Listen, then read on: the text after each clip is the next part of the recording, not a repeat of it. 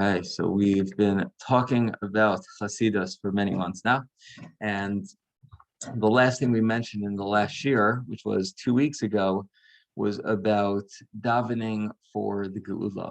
The whole one of the staples of Hasidus is recognizing the fact that we are doing things for Kavod Shamayim, right? To even put yourself down. Secondly, right, that it's ideal, let's say, when it comes to doing a mitzvah, it should not be, oh, I want reward and I'm serving you because I want reward. No, I'm serving you because I want what's best for you, Hashem. Okay, if I suffer because of it, okay. That's a very high level, certainly. So when it comes to davening for Kavod Hashem and davening for the Geula, so here, so Navi Yeshayahu, when it comes to people who don't daven, his whole generation, people weren't davening for salvation, meaning for things to be better, for the Yeshua. But he saw that there's no worthy man, and that there's no one who would pray, no one who would daven. The Amar, and he says, says I looked around, there was no helper. And I was astounded that there was no support or no one there to like help out, to daven, to be the leader, to even just in terms of your actions and your tefillos for the Geula. The Gemara Rosh Hashanah Daf Lamed says Miklal debayad risha, and this implies that when it came to Tzion, when it came to Yerushalayim, that it required seeking. Drisha, meaning you have to, from here, like Tzion hi dorish in law. Sorry, I may have I think I skipped that pasuk. Sorry. So the Amar, the last pasuk quoted here from Yirmiyahu is Tzion hi dorish in law. There's no one seeking out dorish, no one seeking out Tzion, and the Gemara learns out here. It actually says Sukkah in my mouth. Mine says Gemara Rosh Hashanah. Obviously, it's in both places. That that you have to seek out.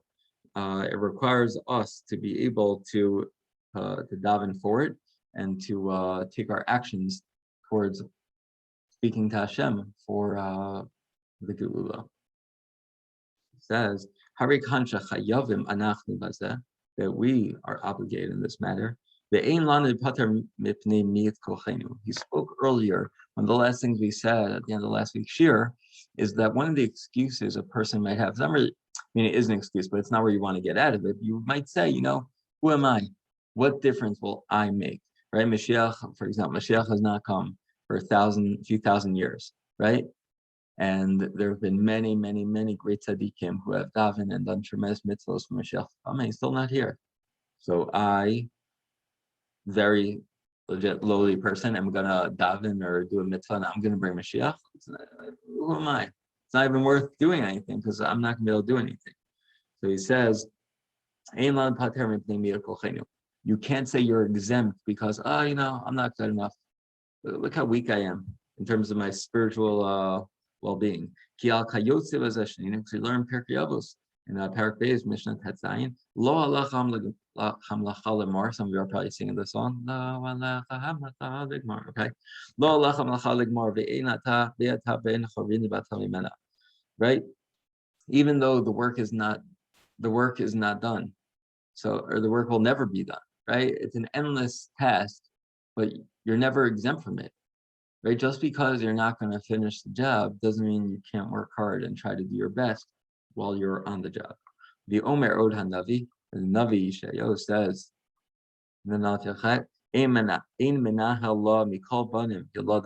there's no leader amongst all the children of Bnei Israel.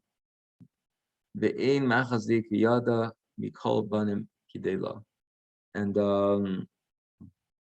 there's no one here who's no one to support her, to support Yerushalayim, to support meaning bringing the Geula. The Amar Kala Basar Chatzir B'chol Chafsa Ketzitz Hasada, and we're all, meaning he says we're like grass, in the fact that it's gonna wither, just nothing's going. He explains that everything you're doing, you're selfish. You're doing it for yourself. You're doing it for your own nefesh. You're doing it for your own pleasure. And you're not doing it for the completion, meaning in regard to Hashem's honor. And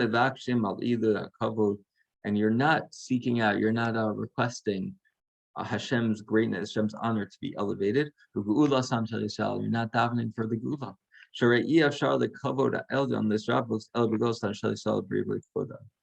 That's impossible, he says, for Hashem's honor to be increased without the kavod of Bnei Israel, meaning without Bnei Israel's Geula to happen as well, right? Imagine if you have, just think about the following mashal.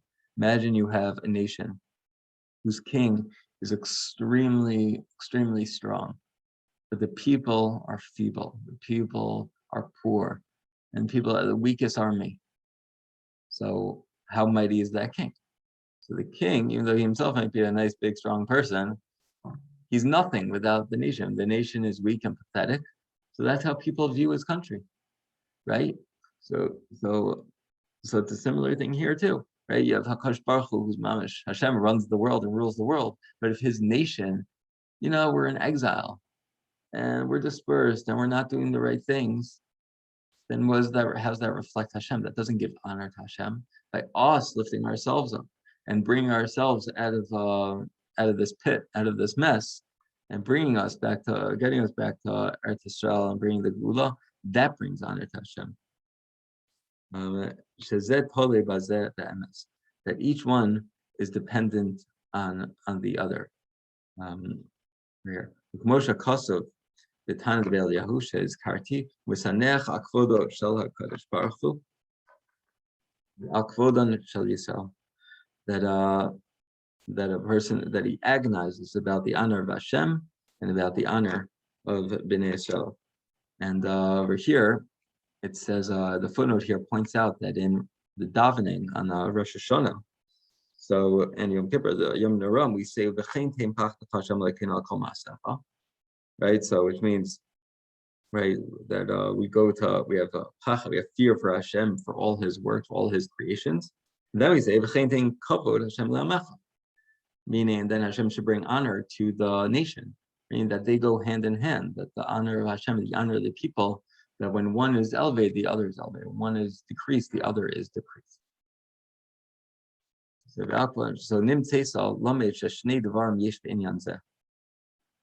that he says, this kind of summarizing this concept, that we have two things within this matter. That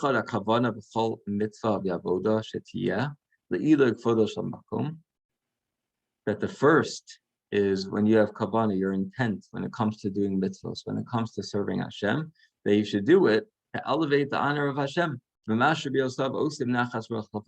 fact that you want to do it to give nachas ruach to Hashem. The ode and the other is hatzar b'bakasha leilei hakavod hazeh sheyaseh b'shleimus be'ilei kvodan shel Yisrael v'shel Vasan.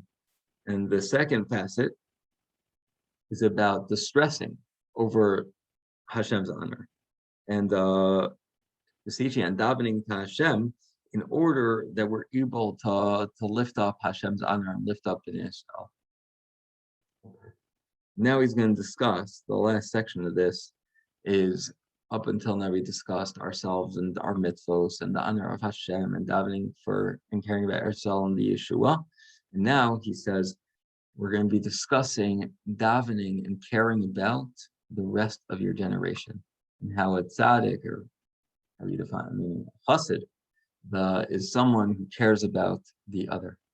The onam od ikar sheni yesh b'kavana chasidus. There's another important foundation when it comes to chasidus. Hu tovas hador. It's about the welfare of your generation. I have a number of thoughts. Just very briefly, but when it comes to almost any Adam Gadol, there you'll find a lot of stories about the pain that they have and the care that they have towards other people in the generation, wanting to help out people, obviously helping out people individually, and being pained by the suffering that people go through. I'll elaborate a little bit more as we go on. That it's incumbent upon every person in this category of a chassid, every person reaches madrega, that should care about the welfare of the rest of the generation. In order to give merit for them and to protect them. That it's not just showing sympathy or empathy, but it's actually that the mitzvos that a person performs actually help out everyone else.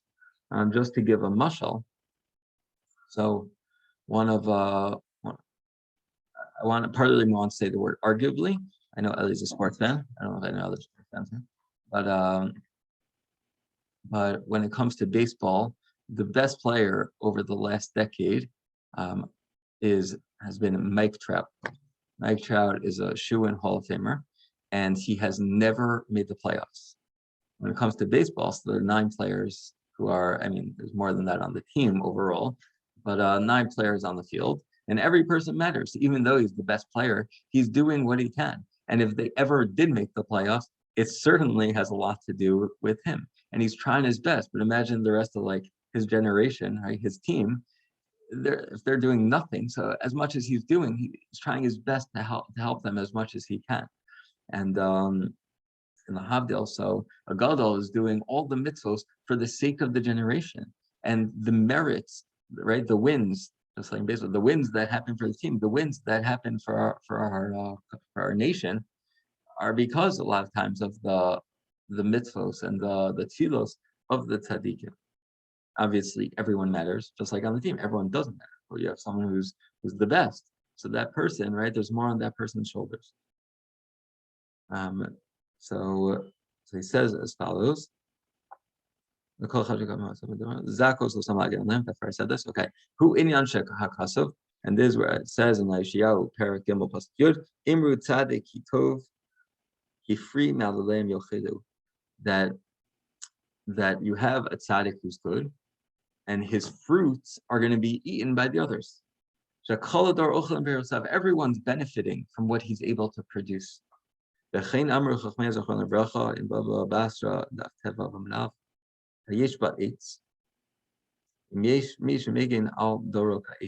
Moshe Rabbeinu inquired when he was going to fight Canaan in Bamidbar, Perak Yud that he wanted to know, is there anyone there who we're about to fight this nation who is protecting them through his merits?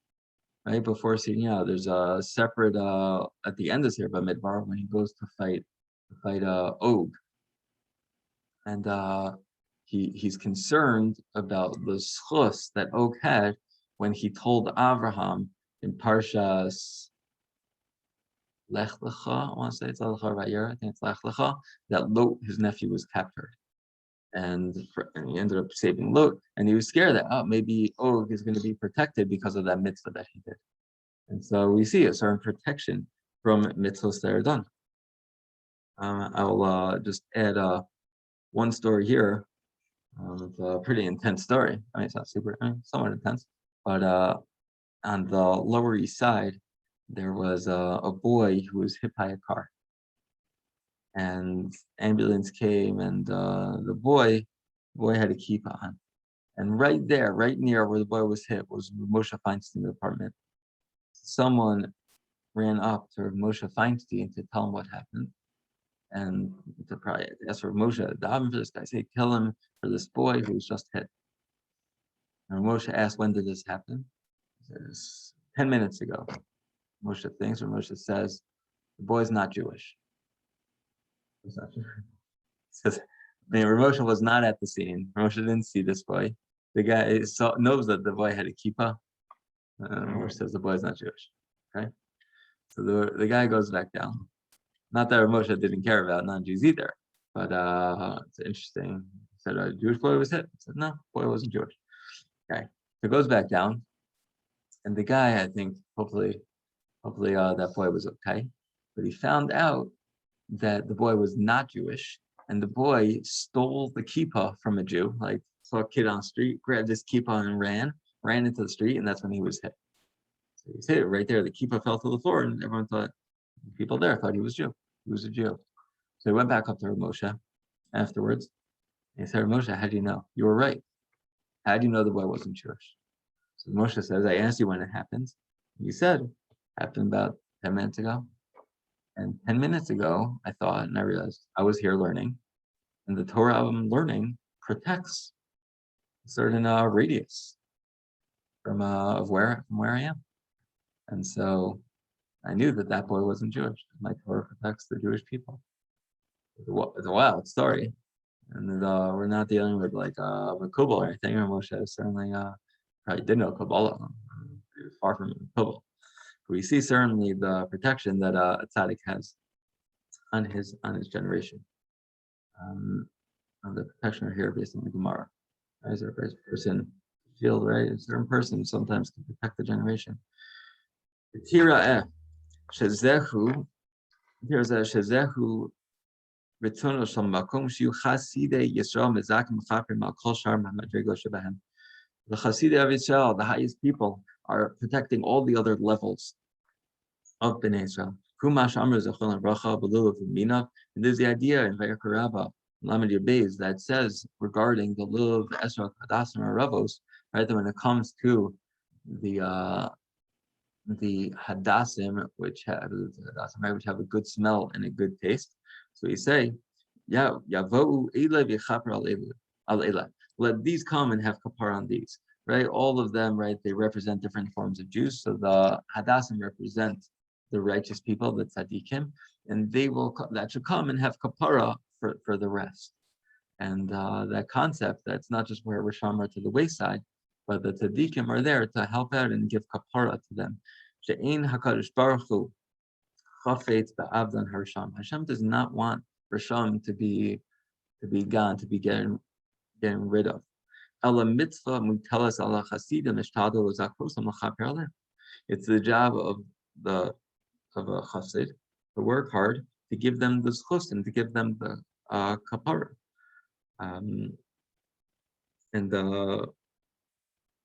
It says so there's something that he should think about when he's performing mitzvahs. When he's verbalizing his tefillos, this should be in his thoughts. There's the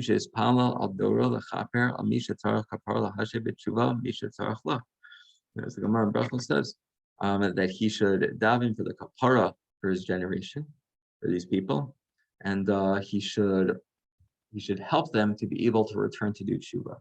Obviously, like up until now, it seems just like they're going on doing their bad thing, and he's like, help them, Hashem, help them.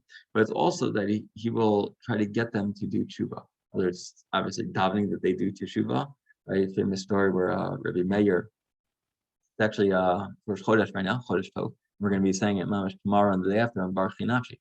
So the last line in Baruch Hinashi says, let me just get my stress here. Last line in Baruch Hinashi says as follows: Yitamu chatoim min haaretz.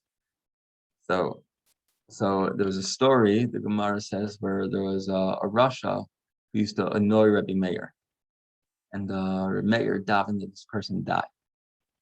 So Bruria, his wife, said to him, don't die that they die. She said, look at the pasuk. The pasuk in Tehillim, from Baruch Hinashi, the last pasuk says, Yitamu chatoim min haaretz. You shall remove, it doesn't say Yitamu chotim. Doesn't say Hashem should remove and kill the sinners. It says Hashem should take away the chataim, the sins. Meaning, she said to him, daven that they do teshuvah. Daven that they leave their sins, abandon their sins, and do the right thing. Daven for this guy to do teshuvah. Don't daven that he die. That's what Hashem wants. So, Hashem doesn't want the Rishon to just be gotten rid of. Ella mitzvah mutasal chasidin l'shtalos kosam l'chaper them, right? To down for them to do better and to do teshuvah. And he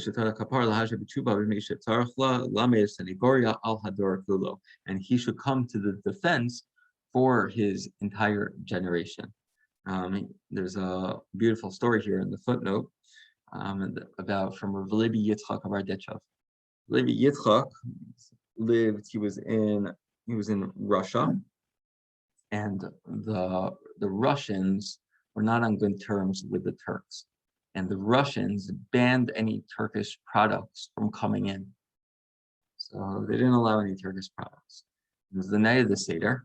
I'm just going to have to look at some of the details just to make sure I get some of the story as accurate as possible. So it was the night of the Seder. And before he starts his Seder, he turns to his Hasidim, the people who are at Seder, his family, and some of his Hasidim, I'm sure. And he says, I want some snuff. Snuff like a thing to smell. Usually someone above like the age of 75 goes around Yom Kippur, like pass that around. Okay. So he says, I want some Turkish snuff. He said, Rabbi, no Turkish products are allowed in Russia. There is no Turkish snuff. He says, I'm not starting my Seder until you get me Turkish snuff. Okay. So they went around home to home to home. And they come back, and sure enough, they found they had Turkish snuff.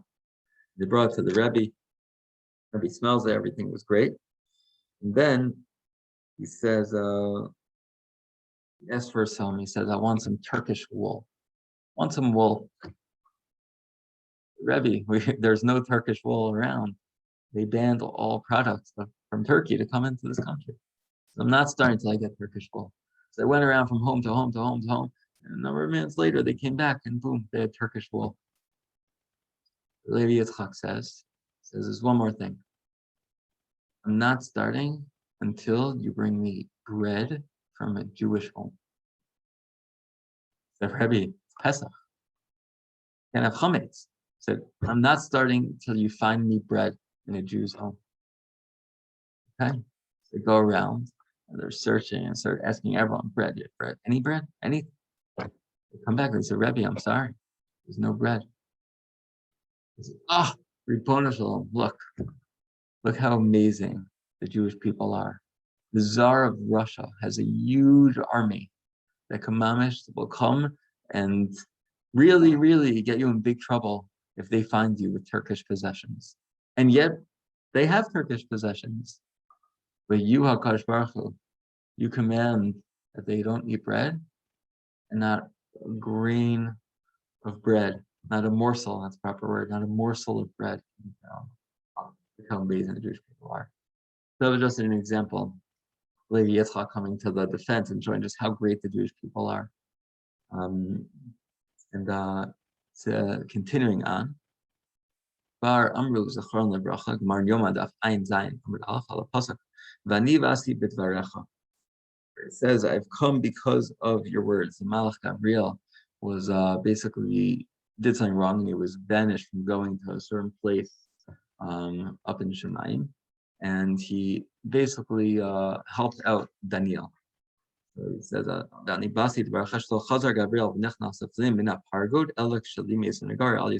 he wasn't able to enter past the pargo, past like the curtain up in Shemayim, until he came to defense of Bnei Israel in relation to helping out and sparing some merit for Daniel.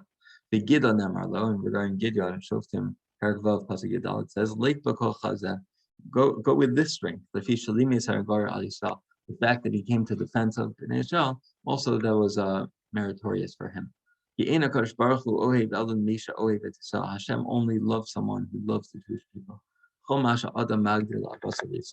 anyone who grows in his love for Bnei Israel, Hashem grows in his love for you.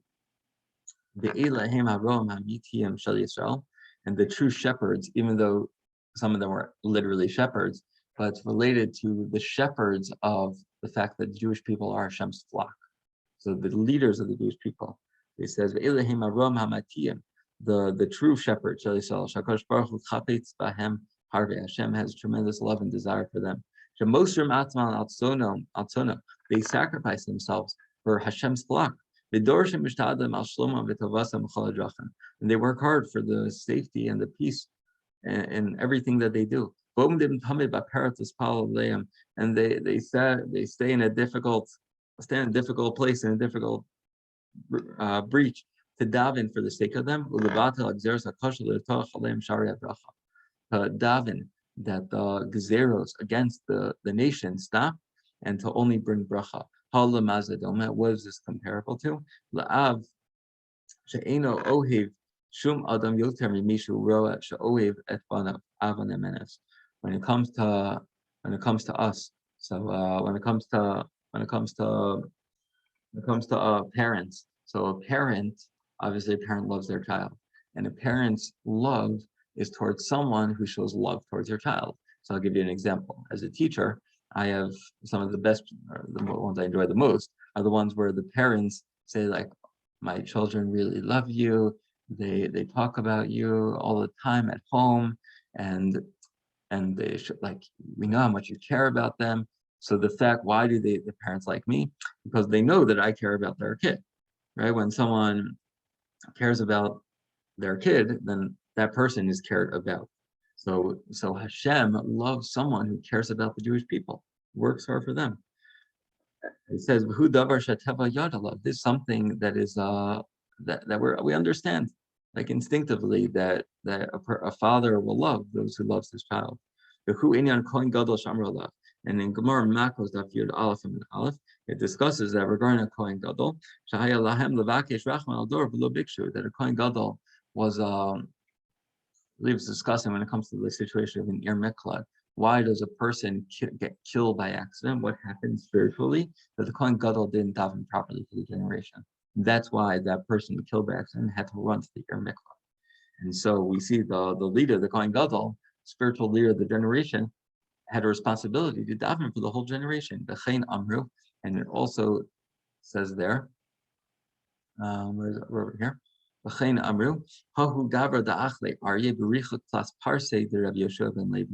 there's a person who was eaten by a lion within 3 parsas, right? So let's just say 3 miles, I forgot how much a parsa is. So within 3 parsas, Reshua ben Levi. Why? And Eliyahu stopped coming to him forever for a certain amount of time because he wasn't doing the right thing. He wasn't davening for the people around him. Is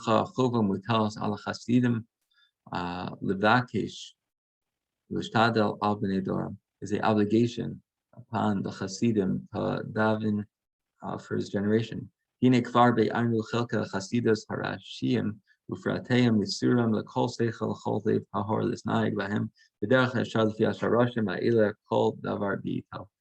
ends the chapter by saying, we finished learning about Hasidus. The person has to work at this and examine this, and to be able to basically incorporate these lessons into our lives. So Baruch Hashem, we were able to finish this very long parak, and as Hashem, we look forward to starting parak Kaf next week.